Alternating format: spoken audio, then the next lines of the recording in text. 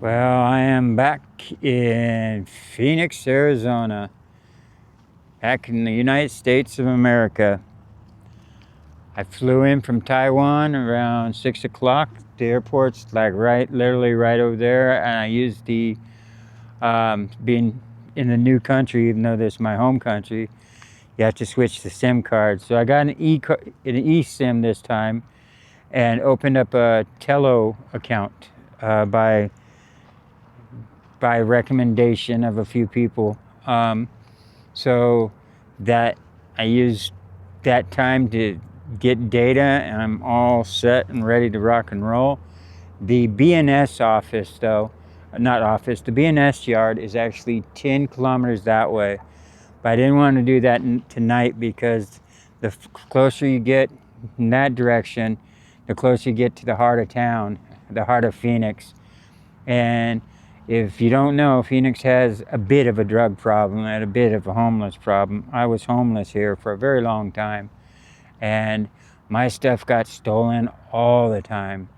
It was a lot of stabbings and stuff like this, and it's just bad. And so me being a new face, since I haven't been here in quite a few years, with a big old backpack filled to the brim, camera gear, which they don't know about, but they don't care. They just want the backpack. They'll figure it out when they get it home, or to whatever alley they're living in. Yeah, and I just don't want to be that that guy wandering down the street waiting to get mugged. So I'm out here. I've done this before, trying to get away from the violence and the drugs and stuff, and camped on the outskirts. There are still homeless people out here doing the same as me. It's but and it's not like the drug problem goes away. It's still here, but that's okay. This is only temporary. I'm gonna try and get out of here as quick as possible. Tomorrow it's been BNSF, and tonight it's just me and camping. This is my setup.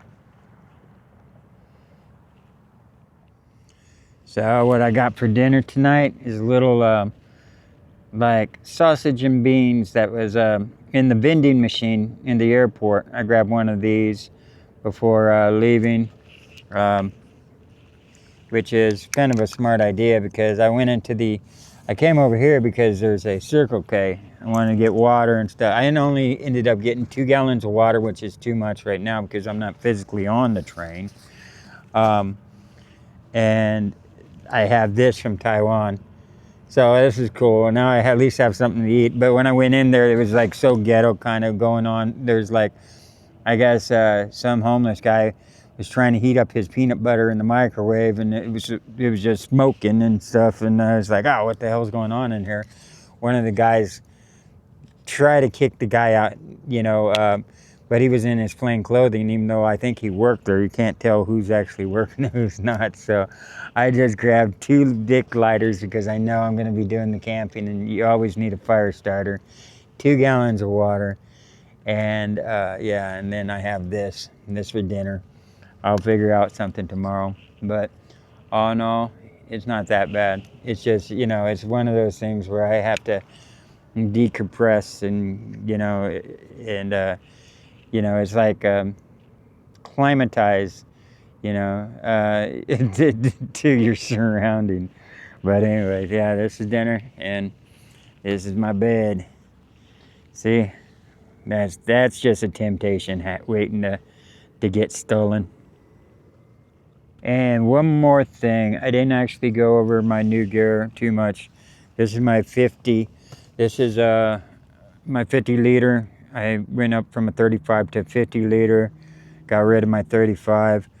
I have my Hennessy hammock and 2 tarps. It's got the small one and a larger one, which is crazy because now I got too much bedding on me, because this is going to be my main one, main sleeping system while I'm actually on the trains. It's just my sleeping bag, sleeping pad with a sleeping tarp underneath. This can, if it starts raining, this folds out and I can use it as a shelter. I would like to get a sleeping bivy later, waterproof sleeping bivy, and a little bit better when winter starts coming around, a little higher class sleeping bag. But I'm working with what I got, and yeah. So this is home, sweet home. Well, there's the UP line right on the other side of the fence where I'm camping tonight.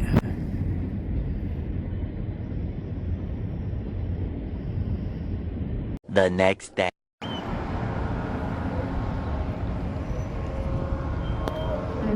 Well, I got a copper card, which was actually $8 total. It's a $4 refill for an all-day pass, and then the card itself costs $4. But you hang on to this. It's been a long time since I've done this.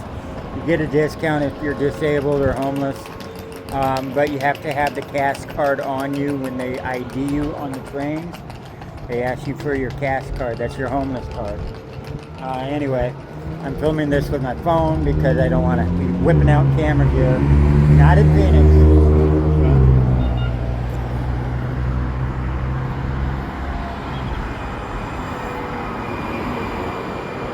That's my train. We're in downtown Phoenix. I just got off the light rail because I'm going to transfer over to a bus here, just right like a block or 2 over that way, and go up to a Walmart. Actually get a few things, like I'm gonna need a knife for traveling, and Walmart's the best prices when it comes to like full tang knives, and they actually have a Smith & Wesson, a pocket knife that I really like. But passing here, this walking through the town, this is downtown, that's the convention center over there, and kind of a freaky tale of, I don't like Phoenix a lot because I spent a lot of time homeless here. And one of the things that they did, there was a lot of us sleeping on the streets and stuff, even though there is CAS, the shelter, which is not that far down this way. They decided, because there was something like a jogging event or something coming through town, and it was going to be televised. So they wanted to get us all off the streets. And I was sleeping over by the bus station, and the ASU and the city of Phoenix are fighting over who actually needs to pay for the maintenance of that park there. So they both decided to stop patrolling it. You know, no police, no campus security. So everybody just flocked to that park for drinking, and thank you, brother, for drinking and for sleeping. And I was sleeping there at the time, and that's where they rounded us all up.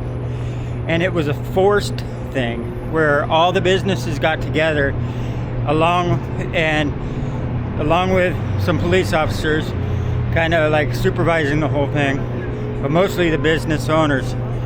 And they basically, like cattle, walked us all over to that convention center. It was one of those things that we didn't have a choice. We were gonna go in there and we're gonna be off the streets and not in the sight of the people. So I freaked out because a lot of conversations, or a lot of rumors were going around of internment camps and stuff like this that were being set up for, by FEMA for the homeless people in like LA and different places, and just conspiracy theories. But that felt way too much like the conspiracy theories, so I ended up saying, yeah, I'm not gonna get herded into a big old building, to be like Pink Floyd, The Wall, where all the kids get, march off into the grinder or whatever, the meat grinder. And that's what it felt like. So I just started walking, got on any buses that I could, and just fled. Back then there was a lot of weird stuff with I ran into a lot of vigilante groups here. Large, very large vigilante groups that were trying to reduce the amount of homeless people in this place, Phoenix, Arizona. And that's why one reason I do not care for this place is because I was a target of these vigilante groups, and this was all around the same time, and they really like chasing me. It was like feeling like being hunted, because I was scared of them, because I didn't know what they were going to do. Scared of them, but at the same time I gave up. Like, I don't care, but you do care. Deep down you're like, you don't know who these people are that are following you, filming you, and just harassing the hell out of you. Later on, I found this was happening in a lot of different cities and towns and stuff. They're vigilante groups. They usually get paid under the table, hush-hush money, like go out and destroy the homeless camps, get them out of our town. We don't want them, because it's not illegal to be homeless, but the townspeople can sure make you feel like you don't want to be in their place, in their town. So I think that's what Phoenix was running into. You know, it's these private citizens and stuff that get paid, and then eventually one of them turns it into a business, gets more people, and I think that's what happened. These people were actually getting paid, a large group of people, to run the homeless out. So there was a large push for housing around this time too. And it was basically said, if you don't take the housing, everyone's getting housing. If you don't take the housing, then you're going to either be in jail or be in the mental institution, but you will not be on the street anymore. And that's what we were told, flat, point blank.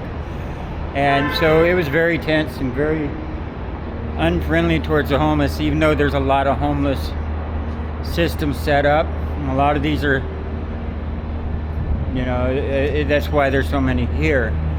And anyway, that's also the way a lot of places get money, is they funnel the money that they're skimming the politicians and stuff through these help programs. I've seen it my whole life. I've seen slave labor places, you know, set up by the churches where they use the homeless basically as slave labor and stuff, with a promise of a hot shower and a warm bed.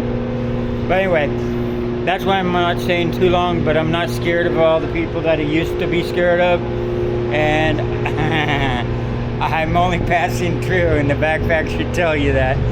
Anyway, guys, that's a long ramble, but maybe I'll talk about maybe a little bit more of that. But it was one of those very confusing things that were going on, because it was a very big psyops war, psychological warfare that was being done, not just me, even though I was one of their targets that they really like to chase after and harass the crap out of, because I was obviously scared of them, and they knew that I was at the breaking point. And eventually I did. I took off. And I remember when I came back, that was a bad idea, because someone came up to me and they told us you were gone. I thought they killed you and all this, and they're like, and they said you were never coming back. It's so weird to see. So anyway, what happened was that person was no longer my friend, because he thought I was working with them. Like I said, I wasn't the only one. This spread out through through the whole city. But out of it, looks like they cleaned up a lot. I don't see nearly as many homeless people as I do now, used to. Anyway, guys, that's a long story. Sorry. I'm going to Walmart. Later. Well, I stepped out of Phoenix after doing the Walmart thing. It's in the evening, it's in the afternoon. I decided to come down, catch the bus, since I have the one-day ticket to Peoria. It's one of the sidings down here where they drop off and pick up. You see that's going that way. There's another one down there, but unfortunately the BNS office is way down that way. I took the bus to get out here, but they look like they're doing track work on this on this siding, and it might be just left down to the main line. But But obviously these aren't all rusted up, so they haven't been sitting here for that long. Just doesn't look like. Hey, you see, track gets a little action. It's not all rusted up. So one thing I'm doing is I'm just kind of sitting back. There is a intermodal line down the way, a BNSF vehicle transport. And then after that, I'll get into surprise. And I think I was a heavy drinker back in the days that I did travel. Last time I got out, I think I actually went all the way down to the siding that was down in Surprise. So I might take advantage of the fact that I got the one-day bus pass and head down that way. It also has train's coming. It also actually has a Walmart down there too, so you know, if I need something to eat or drink, I can easily go in there. So this does get a little action.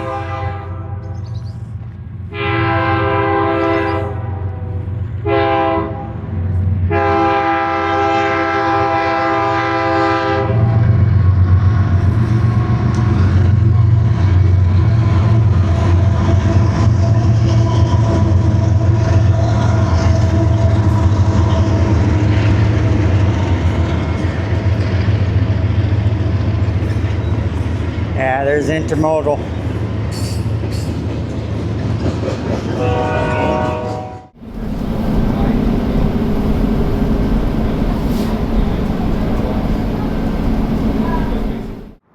Yeah, there's the BNSF.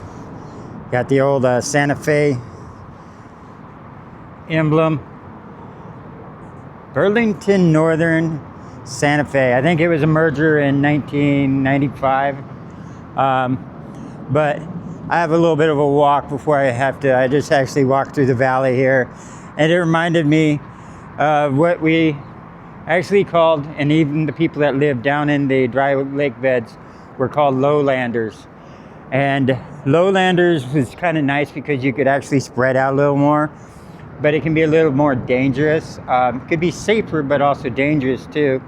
Being in the fact is if they didn't know who you were, they really didn't want you in the lowlands. That's what they call this. That was more towards like the Tempe area, but you still get them out here. You can see the old industry way in the distance there, and this whole area is really good for being homeless. But what you have is you have a lot of this. See the tire tracks and stuff. So you could have vigilante groups, people that are just trying to look for the drink, or cops cleaning up the homeless. They do that a lot. If the camps get too big, they come down and tear it down. Like, honestly, you don't really see a lot of garbage right now here, but you know, there's a little bit stuff hidden behind the beams right there, but not a whole lot. But you can see it spread out through the valley. So at one time, this was a lot more active of a camping area for the homeless than it is right now. And you really don't know until the end of the day how many people actually live out, you know, or staying out here, because that's about the time everybody starts coming home. So anyway, I got about 20-minute walk to my next bus stop. The glory of hopping trains, just walking, waiting, and when in doubt, hitchhiking. Eventually a train stops and you can hop on it. All right, I go that way.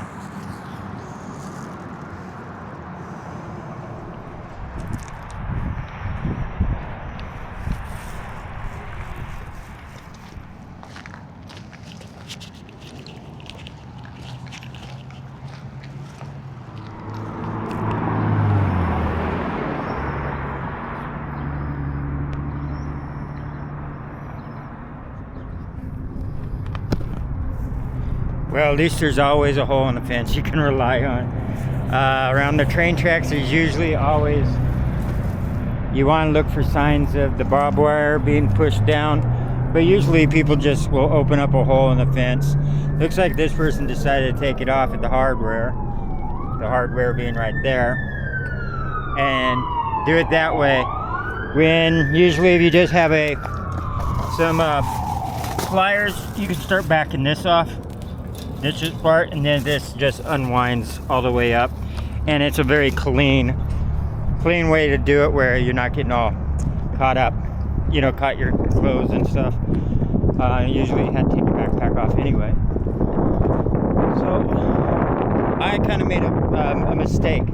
I took the bus as far out as possible to look at some of these sidings out here, where one track becomes two. But they're all too short. I mean, for maybe dropping off a small unit or two, you know, but nothing for a train to actually fully pull over in.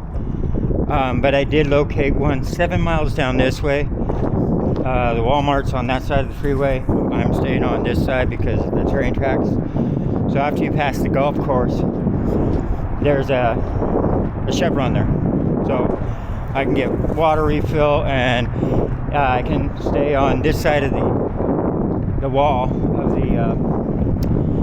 the golf course. And well, it's actually the housing next to the golf course, you know, the higher end housing. So I'm gonna camp there. It's a very long one, so the trains will pull over there, and just get on and ride once they all start coming out tonight.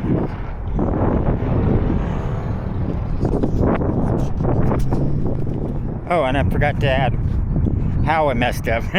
I took the bus all the way out and didn't realize it's the drop-off point for the people to get in their cars and go home. People that work in Phoenix, and there's no return buses until Monday. This is Friday, so I could walk back all the way to the B&S yard. Is I think about 14 kilometers. This way 7 kilometers to the Chevron, so I'm choosing the closer way. But if it doesn't pan out tonight, I can always hitchhike back. Alright guys, that's it. And the sun's starting to go down.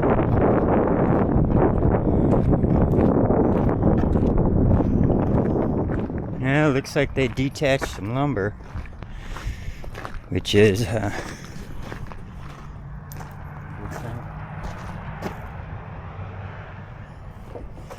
going that way.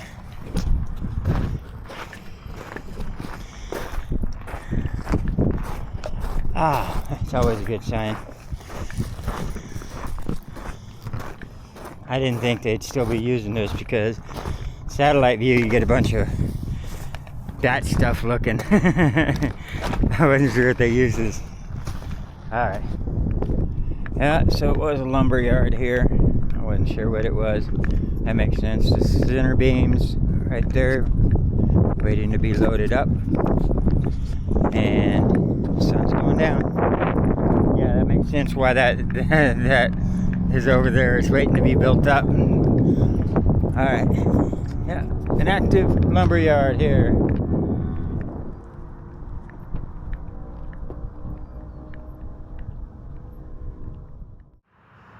No way. I just jogged some brain cells.